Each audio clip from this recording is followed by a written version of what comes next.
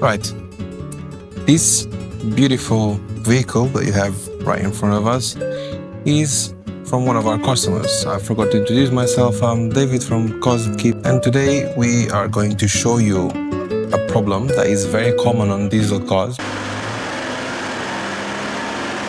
Right, so this DPF now is 100% blocked.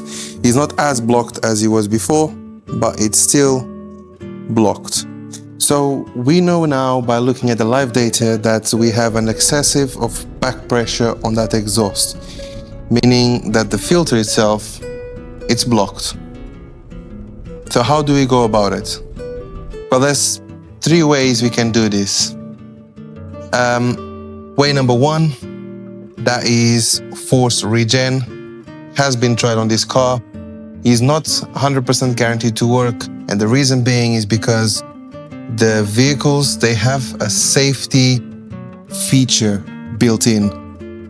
Now, here we have the same car, and on this BMW where the engine is fitted on the, I don't know what you call that orientation, but it's rear-wheel drive, so it's facing this way. The exhaust side is this side. We can see the turbo down here, and we can see just there. It's a bit hard to see, but I can try to get to it. If I put it this way, you might be able to see it just down there. You can't see very well, but that's where the pressure pipe is. So we're then gonna remove that pressure pipe off and then just fill it up with the chemicals to destroy that buildup of carbon, and then just try to push it out. Now, if this sensor is only one pipe, BMWs are known to have pretty much almost all the cars have one pipe. Now, when you have two pipes, the way you can detect which one is which one is you'll take them out, start the car, and see which one is giving you higher pressure, which one is pushing out. The one that is pushing out the most will be the pre-DPF pipe, because they will have a pre and a post, and that's the way they can figure out the difference between, because the sensor, remember, is not a pressure sensor, it's a differential pressure sensor. Is how much difference is between pre and post DPF. So there you have it. Let's start by getting access into that pressure pipe, and in the meantime, while I'm working away, I'm going to take you guys into a journey into having a look at how exactly does a diesel particle filter work. And for that, I'm going to use illustration from the BM Catalysts. He's a part manufacturer that does very good quality parts.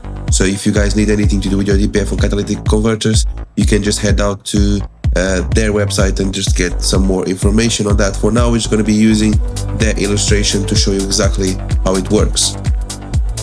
So, looking at this picture, we can clearly see how the setup of majority of the cars is.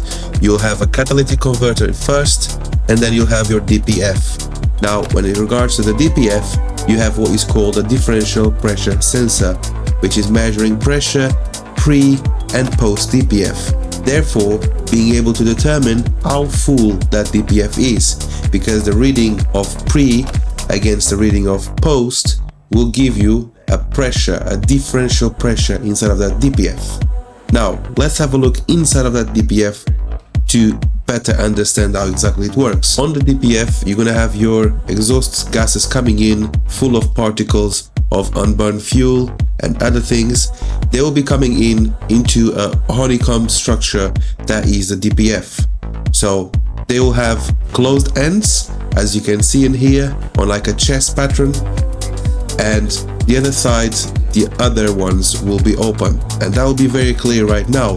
You can see on the left side the capped ones are in green, and on the other side the complete opposite ones are capped on blue.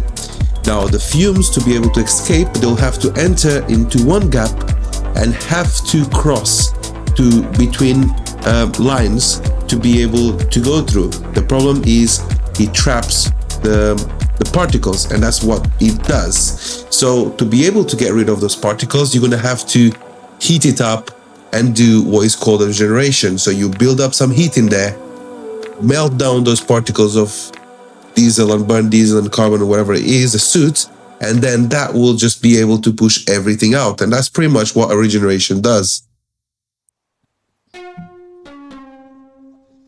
Okay, let's get inside of this car, this BMW. Let's get inside of the BMW and see what we can do here. Okay.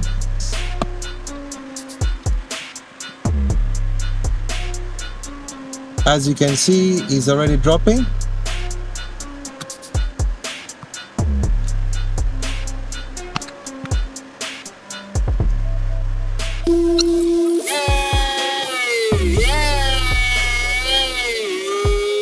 And as we just finished doing the DPF cleaning in the garage, we took the car for a test drive, and that DPF cleaning was able to bring it down within the range that the BMW was able to do the regen on his own. That's it, another car fixed, another car done at Cars Upkeep. So if you guys enjoyed this, please smash that thumbs up button and subscribe, because we're going to be releasing more and more videos like this, and it really takes time, and we invested a lot of time into making these videos for you guys, and it's free to subscribe and it's free to smash that like button. So hopefully I'll see you guys in the next video, and I hope that all your DPFs are clean. Bye bye.